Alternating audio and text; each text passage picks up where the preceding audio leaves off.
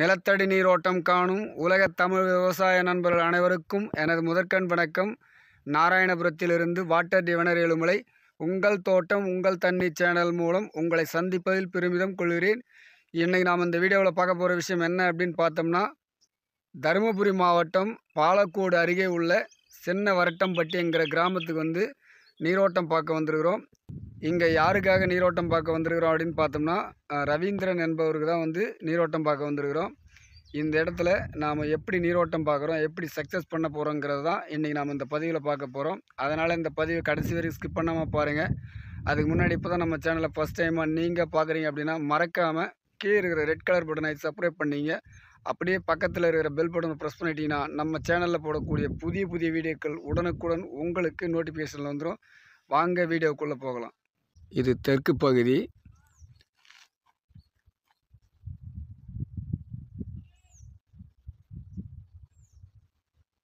இது மேற்கு.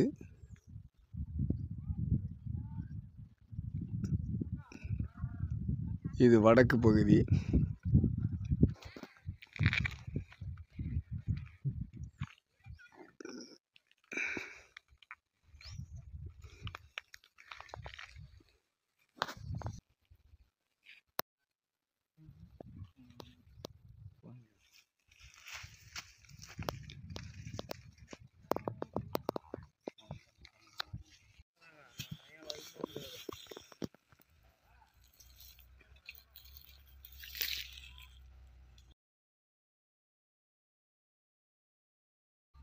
ஆமாயா,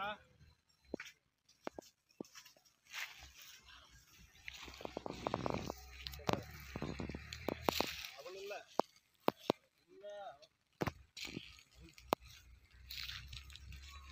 இருக்கிறதே 200 ரூபாயா தான் சொல்றான். 200 தான் இருக்கிறது. இது பார்த்தோம்னா மலை சார்ந்த பகுதி தான் இதுங்க. இந்த மலை சார்ந்த பகுதிகளாக இருந்தாலும் இந்த இடத்துல இருக்கிற மண் வளம் பார்த்திங்கன்னா அவ்வளோ பொசு பொசுன்னு இருக்குது. இதில் திருத்திருப்பாங்க நிலத்துங்களெல்லாம்.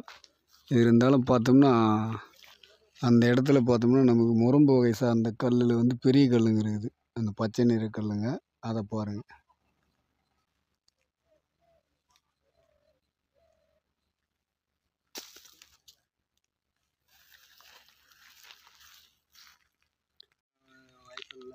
இப்போ இந்த இடத்துல பார்த்தீங்கன்னா இங்கே பாருங்கள், கல் நிறைய இருக்குது. இது என்ன கல்லுன்னு பார்த்தீங்கன்னா முரம்பு வகை சார்ந்த கல் தான் இது. வெங்கிலிச்சாங்கல்லும் பெரிய கல்லும் இருக்குது. இது பாருங்கள், பச்சை நிற கல்லுங்க. இந்த இருக்குது பாருங்கள், அது இருக்குது, அது வேற. இதில் இருக்குது பாருங்கள், இது ஒரு சில கல். இது வெங்கிலிச்சாங்கல். இங்கே கலப்படமான கல் இருக்குது. மண்ணில் இருக்கிற கல்லுங்க பார்த்தோம்னா கொஞ்சம் பெருசு பெருசாக இருக்குது.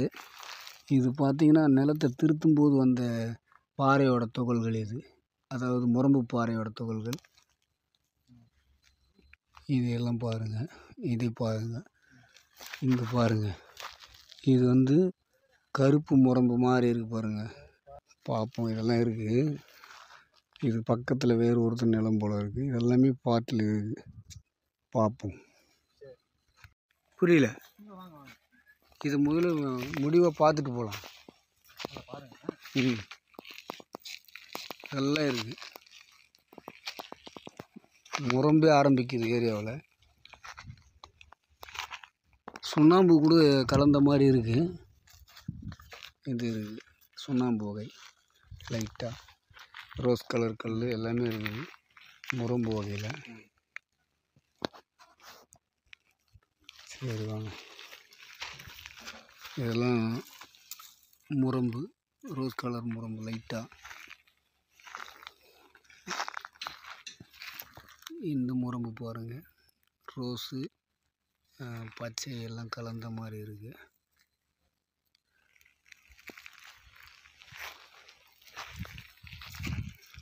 இங்கே பார்க்குறீங்களா, இப்படி கேட்டுங்க, சுண்ணாம்பு வகை அது.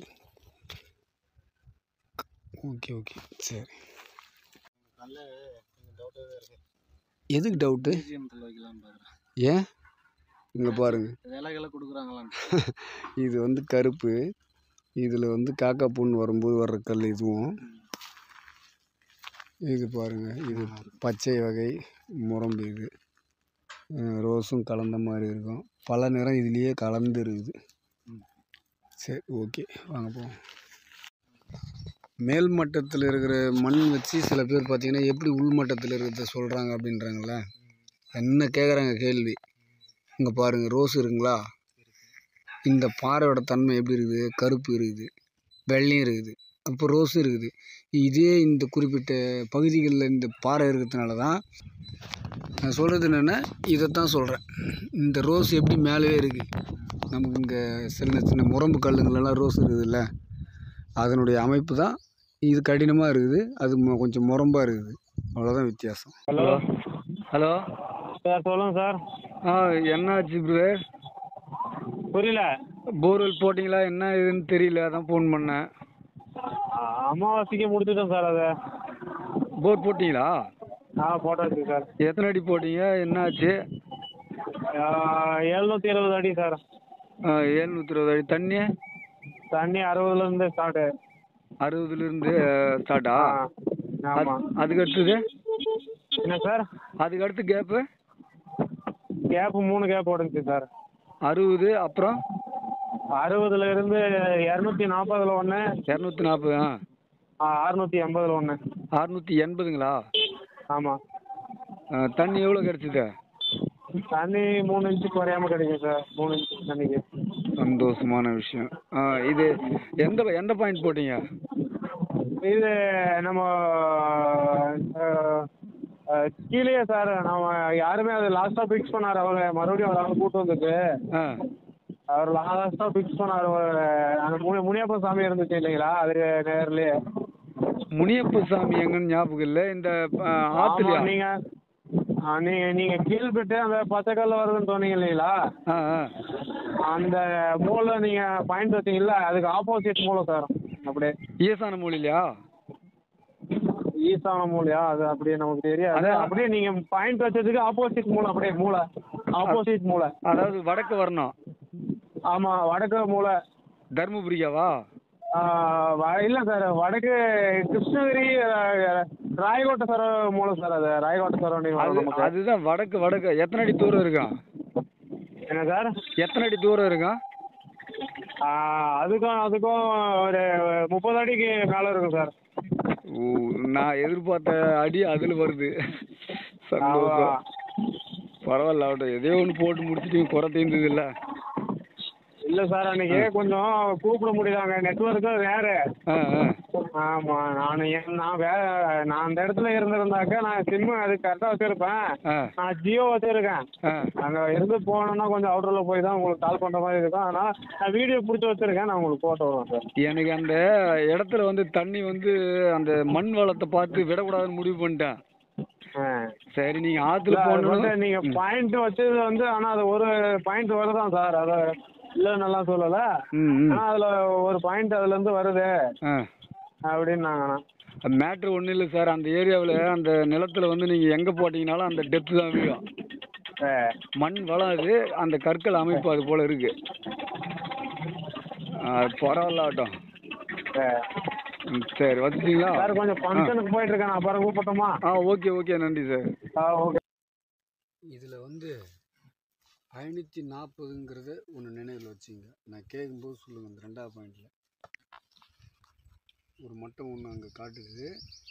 நான் வீட்டில் இருந்து போடும்போது எனக்கு தெரியணுன்றதுக்காக, அதாவது நான் போட்டு முடிச்சுட்டு முன்னாடி கூட எனக்கு ஞாபகப்படுத்துங்க. சரி, கட் பண்ணி.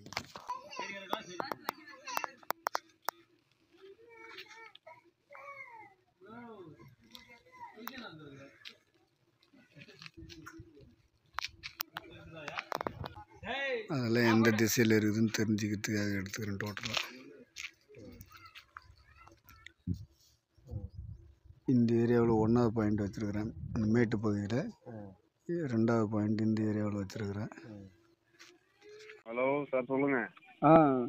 வேறு இப்போ அதான் அந்த டீட்டெயில்ஸ் சொல்லலான்னு தான் ஃபோன் பண்ணேன். என்ன பண்ணியிருக்கிறீங்க, முடிவு எடுத்துருக்கிறீங்க? இல்லை, என்ன முடிவுனாக்கா கீழேயும் இல்லை இப்போதைக்கு.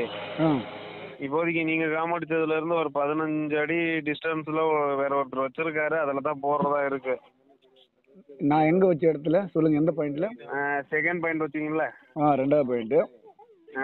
ரெண்டாவது பாயிண்ட்ல இருந்து அப்படியே அந்த கிராசிங் அப்படியே ஒரு 15 அடி டிஸ்டன்ஸ்ல ஒன்று வச்சிருக்காங்க. அதாவது நம்ம பாயிண்ட்லேருந்து வடமேற்க 15 அடி தூரத்தில் வச்சிருக்கிறாங்களா? ஆமா. எத்தனை அடி ஓட சொல்லிக்கிறாங்க? அதுல வந்து ஸ்டார்டிங் 200. நீங்க சொன்னீங்க பாத்தீங்களா 540 ஞாபகம் வச்சுக்கோ அப்படின்ட்டு. அது ஒன்று சொன்னாங்க. அதுக்கு மேல 640 ஒன்று சொன்னாங்க. அவ்வளோதான்.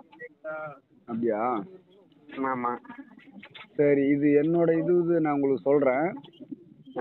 நீங்கள் எதில் விருப்பமோ ஓட்டுங்க, ஒன்றும் பிரச்சனை இல்லை. எனக்கு கால் பண்ணுங்க எந்த டைம்லேயும். சரி சரி. வண்டி வந்துட்டு ஸ்டார்ட் பண்ணுறீங்கன்னா கால் பண்ணி பேசுங்க, ஓகேங்களா? ஓகே. நான் டோக்கன் கட்டிட்டு இருக்கிறேன், இருந்தாலும் பரவாயில்ல, ஃபோன் பண்ணுங்க. ஓகே. நான் வச்சு பாயிண்டில் டீட்டெயில்ஸ் பார்த்ததுல வந்து பார்த்தீங்கன்னா ஒரு 230 240 ஸ்டேஜில் வரணும். ஓகே. அந்த ரெண்டாவது பாயிண்டில் இப்போ நீங்கள் சொல்லியிருக்கிறீங்களா பக்கத்தில் போட போகிறீங்களா? அதில் ஆமாம். அதில் நான் ரெண்டாவது வச்சதில் 230 ஒன்றும், அதுக்கு அடுத்தது பார்த்தீங்கன்னா 400. ஓகே. அதுக்கப்புறம் வந்து பார்த்தீங்கன்னா 590. அதுக்கப்புறம் அது போதும் அப்படின்ற மாதிரி நிறுத்திக்கினேன். அதுக்கப்புறம் அது 800 சில்லறை கூட போகுது. வேறு மாதிரி இருக்குது. நான் என்ன சொல்கிறேன்னா, இதில் வந்து நம்ம மேல் மட்டத்துலேருந்து கரெக்டாக நம்ம எதிர்பார்த்த மாதிரி போனோம் ஓடுறதா இருந்தால். அதில் வந்து தெரியாமல் ஓட்டக்கூடாது. எப்படி பார்த்தாலும் ஒரு 1.25 இன்ச் தண்ணி கிட்டக்க தெரியுது அதில். 1.25ங்களா? அவங்க நீங்கள் சொன்னீங்களா அதில் எவ்வளோ சொல்லிக்கிறாங்க போட போகிறீங்களா? அதில் 2.5 சொல்லியிருக்காங்க. அதாவது தண்ணியோட அளவு ஒரு விஷயம் நீங்கள் புரிஞ்சுக்கணும். ஓகே. சொல்கிறத வச்சு எல்லாமே அங்கே நடந்துடாது, தண்ணி அளவில் மட்டும்.